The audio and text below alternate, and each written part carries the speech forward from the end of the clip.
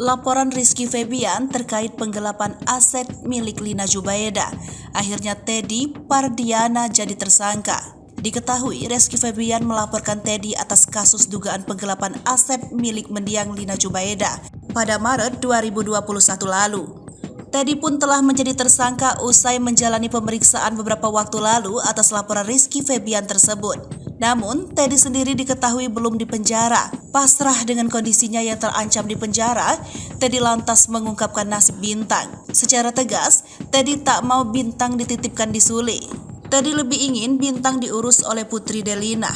Hal itu tampak diungkapkan Wati Krisnawati, kuasa hukum Teddy belum lama ini. Menurut Wati, Putri Delina juga beberapa kali menghabiskan waktu dengan Bintang. Wati menuturkan bahwa Teddy lebih rela jika Bintang diasuh Putri Delina lantaran masih memiliki hubungan darah. Teddy khawatir akan kondisi anaknya yang selama ini selalu menghabiskan waktu dengannya.